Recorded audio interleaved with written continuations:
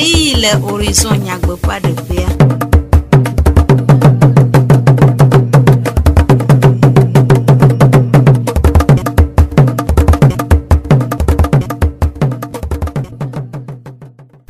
Comme il y a des gens qui ont toro la nuit à Benami Bemi Gale Tojina ou Sets, à Medivlo Sylvain et à Blounami, Florent Kodjoche, à Madame Doa, Nyata Cacao.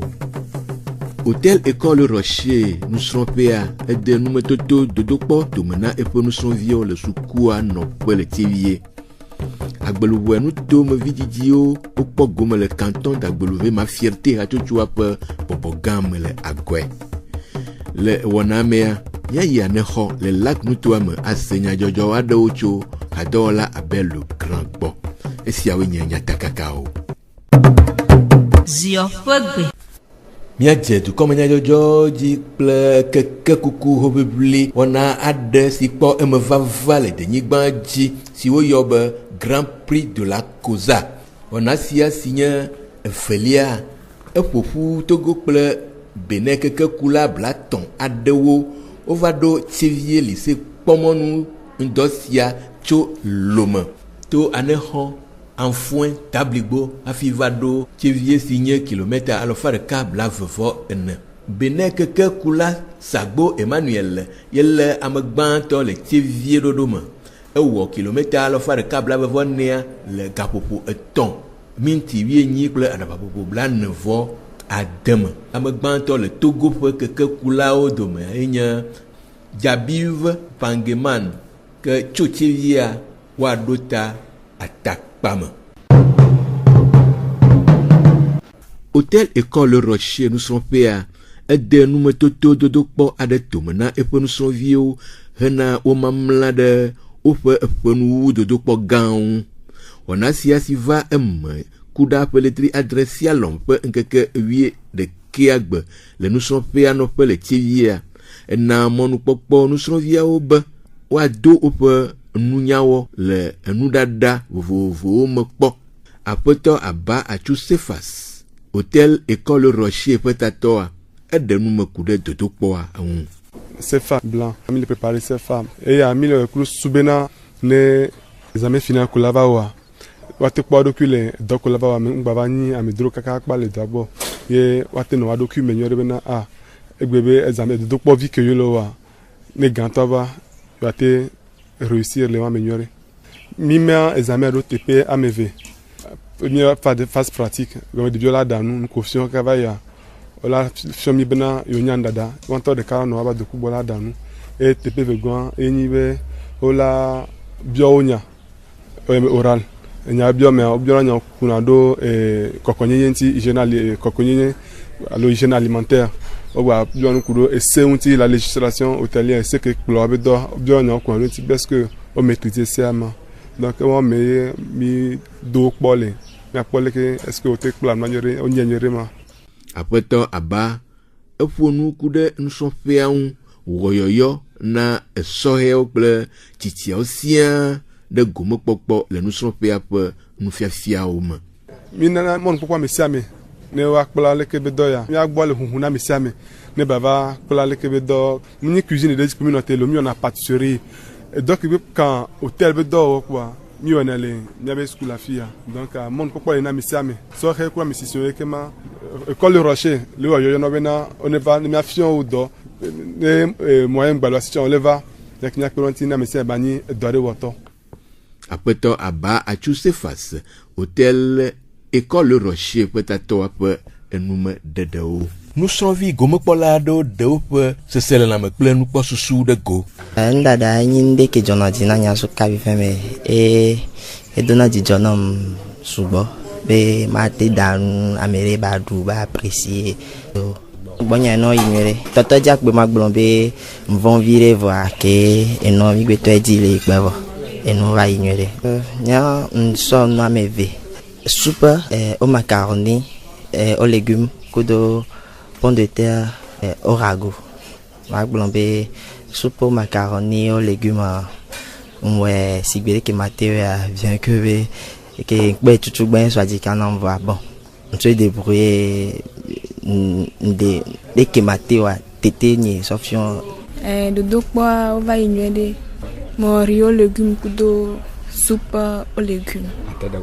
Rio légumes que molade raisin carottes, haricots kudo chou kumol.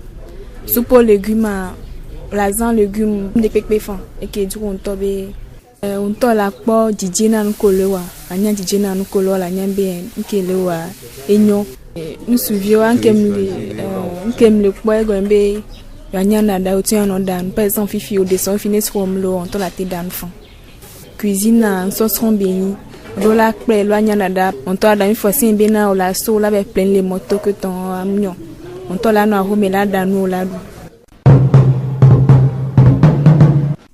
Le dodo ade globe de kawo me sele eye novisi lele edo avu de to dodo sia me agbeluhu nu to meto le ape kple egbesia o fofu de hatsotso deka si wo yo be canton d'agbeluve ma fierté me hena ope nutoa me pe nkogbedede eye nitso kosida peletri adrea pe nkeke enyia gbevayi ono bobo gan adem le agwe. Apeto David Kofi senyala kple hamevi ede nu meku ɖe hatsotsoa ƒe vevie nyenye ŋu. Nyeme haɖoɖo le nyi canton Agbeluve ma fierté. Puis canton blibo me ha enyi. Ame sia ame le me. Canton d'Agbeluve me village kankan ame sia ame sugbɔ le xɔ me. Hama mi ɖo ya ne miasɔ kpe ɖe mieme canton ŋuti. Edu ɖo me le egbea kaƒe na yi edu ma. Ọtọ tsomo ọtọ gblemo pon mo le ojo voa kafla mi ma be no kokoko be eta ikpela va opon mi do un se ki ne mi du me mi apunfun no du ko be ekute ne mi te opon fa amo le egbe a o me nyale ki ola bo yu ya dido technicien le miesi ki ola pere ne ma monti jono nti no ase gomme tutu be canton me développement et 10 000 yeme valeur yo togbo cho dare ne mia e 10 000 yeme développement e 10 000 me nye ba gbalo canton blibo. Apeto David okay. Apeto David e wo yoyo na canton Agbeluvevio le ape kple egbesia be wa tede e haun do me me ka ma do yo du koblibo me do yi me siam me do yi wa me di be canton me ma me siam amayo le duama amayo le duta on do hama canton Agbeluve ma fierté et qui tono no duta ne la fierté kuno be Agbeluve kwa ba je suis fier du canton d'Agbeluve ya me sam no do forcément et que maela te premienti il a mis courage et mis en développement de même canton amayo me se egbe ki o le sema on dit mon ha. Nous avons le chef canton David Robert Bokwa. On l'a pas adressé le gamma. Nous avons le développement du canton d'Agbeluve. Après David Kofi peut nous mettre dedans.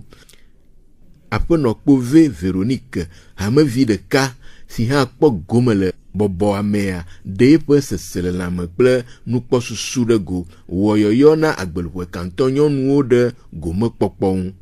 Mi va canton d'Agbeluve assemblée générale. Nous te peut me va quoi et du journal gbogbo donc voir me dire ma s'adresser na Agbeluve nous vieux que canton d'Agbeluve comme yo quelque pour Agbeluve canton mais madame so bonne va ni mia wodole Agbeluve canton mais mia no vignon vieux mia dada mia no amesia me te pele vous pouvez amener Agbeluve canton ne mi chite quoi mia to mia fofo mia sronwa no gbodo menami mi gba no apo me ncho de ne wo mia nyonu o cha mi late wonde ta ehia be mia nyonu a mia chite na Agbeluve akpo nko gbede de lo apo no pouve Véronique pe enume de wo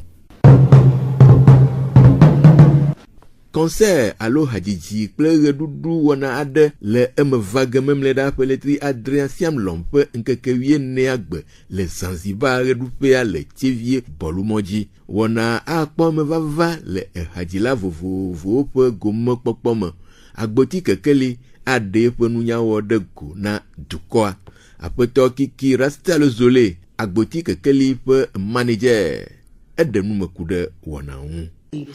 Ma glone mi pobe ni sam sogwe. Ya mi sogwe hadito ne sono ontocho. Te peti sogwe nkeki akonya mi de tote po kudo npolo nya no vikola ba no nya chi akponu ko mi la doji jona wa ko mi de tote po. Anto monto de 6 Zanzibar. Menene ki la te va ko. E pa la te hokpo nya mi tote po. Mama glone mi be jibe ami suboneva. Ame gbogbo do ati va si ava pon ko ya joa parce que mi nya ba Agboti Kekeli a chevi to e. Ya be vie mi anovier donc a ya doji jona joa. Intia so darbi ya maton ni amsemba lo bati switi. Kemi la va on ennemi le fi chami mate ba we kwa Agboti Kekeli pou. Donc a chevi be haji torole si makoi ku de troupe de loup kudo e Salvador e Matador ko duna we. Also da so chevi King Bohwe e amero so aneho agitodo e nkoko dora metodo chan humoristo o java kiki nya boroju.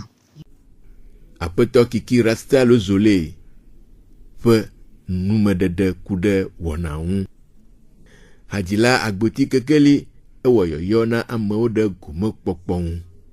Agboti Kekeli to gbe ole si ya ma gbo be chebi be nto mi to tutu ma ja dira le du topu amola wa po ya ami dana feva yi ma bi o so mi se mi bo fo ma mi se mi ni to ma gbo be ni so anja bobo enu gorogoro ni bi ami ton mi ni ma ila wu kwa mi ja duwe bana Agboti je Agboti ma te ma do ni ma fo pa o gbagba ma te ma ku ato o nene yo fu ma te ma do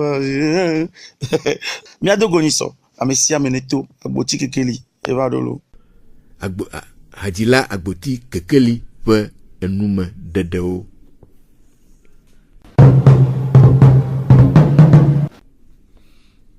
Azon mia yi anehon le lac nutuame. Ase mia pe adola abel le grand pe enume dedeo kude nutuame pe nyajojo adeon. Blara ya kemi dongbea dans Pérétor Sédif et les France. O yenebe syndicat des eaux d'île de France. O bakudo alehobe mairie odasi homame yo sani bena lekebe adjoala nanaga ne ona lokpo gaze ko pompi be dogbo le anehone edua bate yinko. Akpagban todia o yiko mesibe habitat mais sans kondi abalo kondi ozanga subo. Akpa vegwan be homa obasani blara ya gbe e do Pérétor Sèvres e ya la nokpo leke do le yido bakudo ARWP lekebe ARWP e lenyi African Rural Water opona aleke yesi ko la sodu da moa si abani si adodo le kola odoa yano kosi wa chipoka e le lekebe doabe inko le edoabe wona meke mi opeton bo mi don si afiowa mi pochambe na fike si alato kakala ya mo boa enu wuli do mule sotutu lentio yenti o gbatro pedo ane hobe duanti be wa gbatro wo pepe gwan ke lani le kola ola jira ne nebe nuodo alebe enesia va ne bate no enu me kakakala be do ameke hun yebe pompi amu be si alajo no ano yanyi gbon me alo ma no sututu le nebe nu me ale sukulu be o me olado gaze na sukulu vio ne over sukulu ane wate vole wado koni kunu ke late pere wanti be no yi no gbova wate klasi le kokko nyenye ba no wanti le wabe sukulu pa me ane hobe et doit dipoto aivi ai Patrice yento yi Paris les Sédif togbo biobone va pedo yonti Sédif bene yola pedo wantia no so gadaria a mama me yola zen togobe government a chanaza mama me ye mairie elle nombe yola do sieme ye ole odoa akpa vigwan oja sukulu vovomo ola va tout gazé bakudo tepe keye ne devio de gazia ola no kula lole baku dobu amegan zenegba kosima utoye le po le kebe dobe nyagbole ayehobe mairie o le biaso nyapeto mera sibe edola jagba be gakola zara so projet no magade akpavea e togobe juachalana akpareka